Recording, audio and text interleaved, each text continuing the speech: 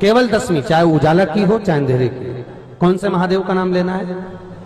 श्रंभेश्वर महादेव।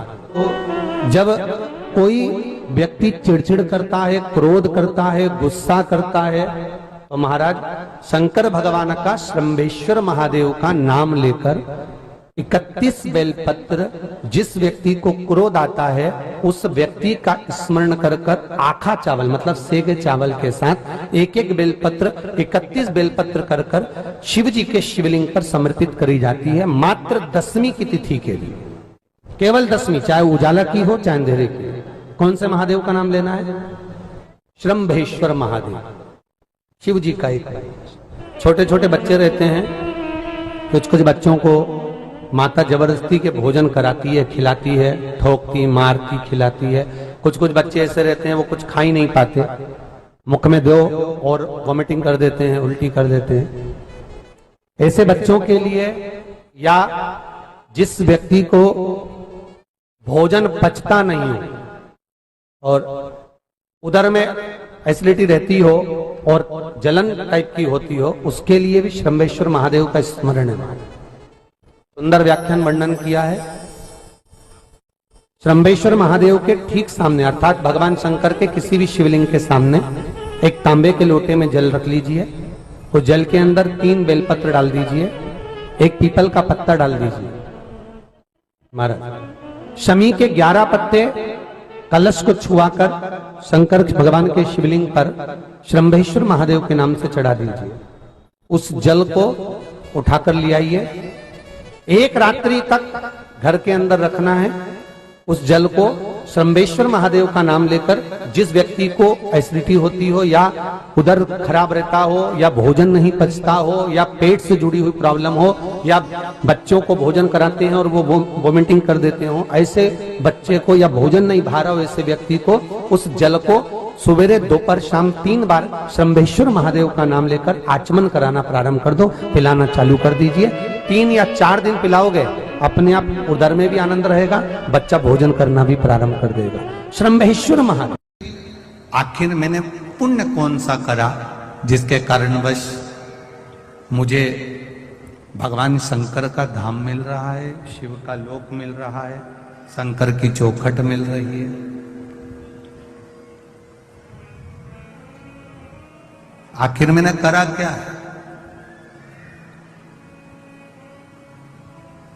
शिव गणों ने कहा तुमने कुछ नहीं करा,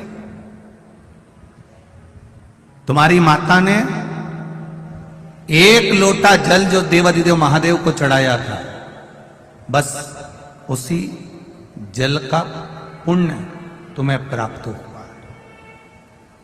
एक बात आपको पहले भी कही, आज फिर कहते हैं, सारे पुराण शास्त्रों में ये लिखा हुआ है कि इसको सुनने से 7 पीढ़ी तर जाती है, ऐसा करने से 7 पीढ़ी तर जाती है।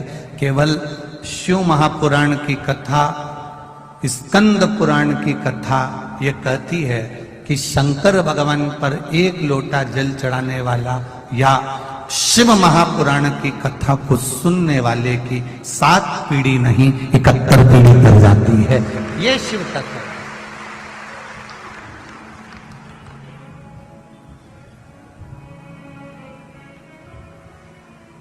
और कितना एक कथा सुनने के लिए बहुत घनी आबादी में आप लोग बैठकर कथा नहीं सुन रहे हो। कथा सुनने के लिए आप देखा जाए तो जो शंकर जी का मंदिर एकांत में है कोटेश्वर, एकदम अलग जंगल में आनंद के साथ मेरे महादेव विराजमान है। ऐसे देवाधिदेव महादेव की एकांत में आपको पहले भी कथा में कहा, जहां बाबा आराम से बैठे हों और वहां ये शिव महापुराण की कथा सुनने को मिल रही है, तो अपने दिल की बात भी कहकर जाना, तो दिल से दे भी देगा। दिल से कहो।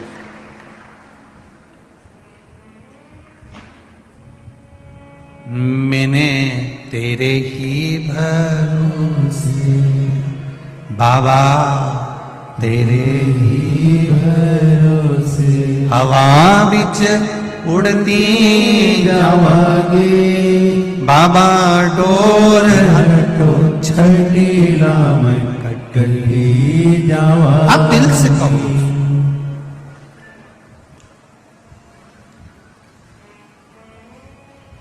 देवराज भगवान का भजन कर कर आनंद पाकर शिव धाम को चले गए।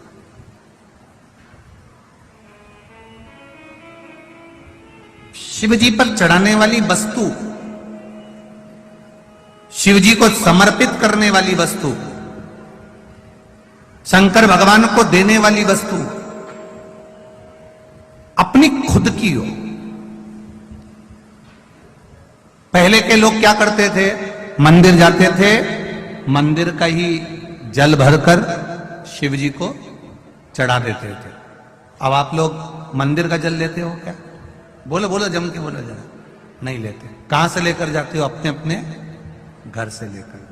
कारण क्या है?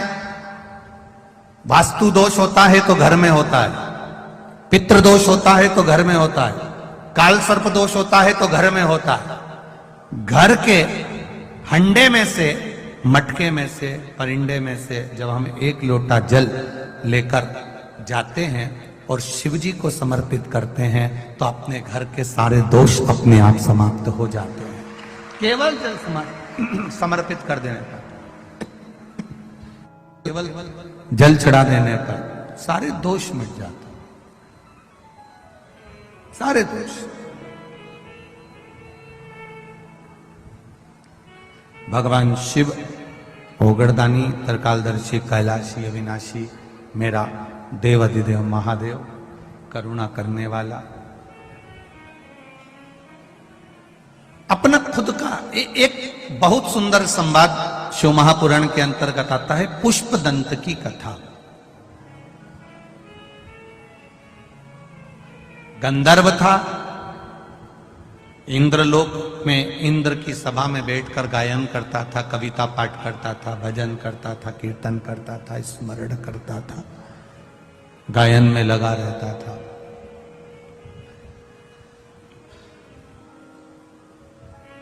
एक बार उसके मन में आया कि पृथ्वी पर मैं जरा भ्रमण कर कर आता हूं, पृथ्वी घूम कर आता हूं। और पृथ्वी पर भ्रमण करने के लिए वो गया।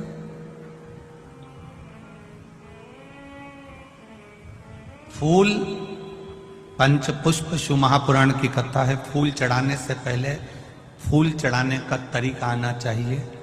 फूल चढ़ाने से पहले कौन से पुष्प आप देने जा रहे हो, वो फूल कहां से लेकर आए हो, उसका तरीका आना चाहिए।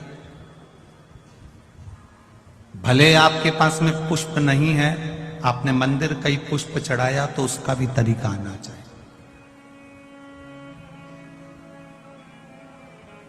कोई जरूरी नहीं है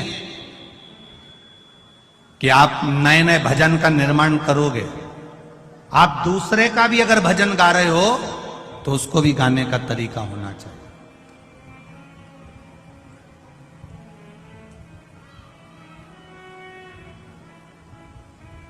पुष्पदंत गंधर्व है और गंधर्व के साथ में उसको वर प्राप्त है कि ये दिखेगा नहीं, ये दिखेगा नहीं, और ये कुछ भी कार्य करेगा तो लोगों को दिखेगा नहीं। इसकी वाणी नहीं दिखे, सुनाई नहीं देगी, इसके शब्द नहीं सुनाई देंगे, ये सामने दिखेगा नहीं। ये पुष्पदंत गंधर्व की कथा है। बैस या तो कम कर दो, या चुंगे जैसी आवाज आ रही है उसको सेट करो ना, बार बार बोल रहे हैं उसको। पुष्पदंत गंधर्व पृथ्वी पर भ्रमण करने के लिए आया,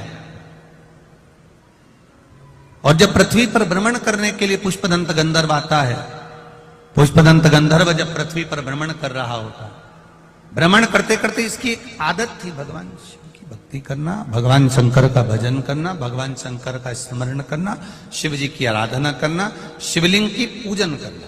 अब पुष्पदंत गंधर्व ने विचार करा कि मैं पृथ्वी पर आ गया हूं, क्यों ना यहां शंकर के शिवलिंग का निर्माण करूं और उसका पूजन करूं। एक पार्थिव शिवलिंग का निर्माण पुष्पदंत गंधर्व करने लगा।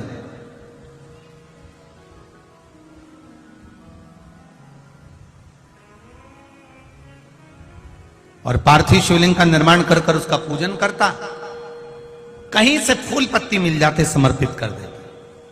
एक बार उसके मन में आया कि चलो जरा मैं भ्रमण कर कर आता हूं। भ्रमण करते करते करते करते राजा चित्ररथ के सुंदर उद्यान में, सुंदर बगीचे में पहुंच गए। कभी कभी आप भी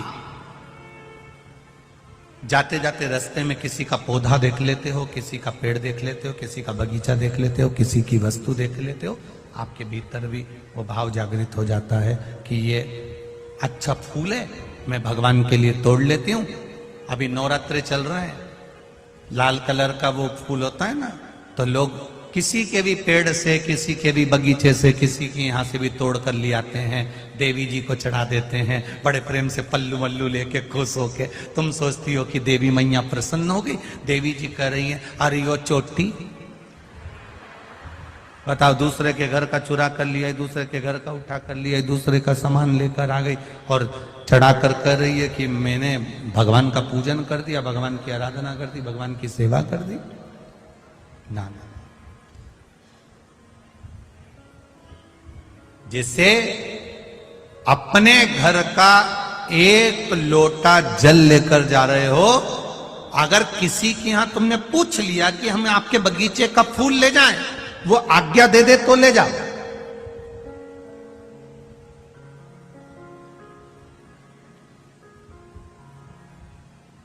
वो आज्ञा दे, लेकर जाओ।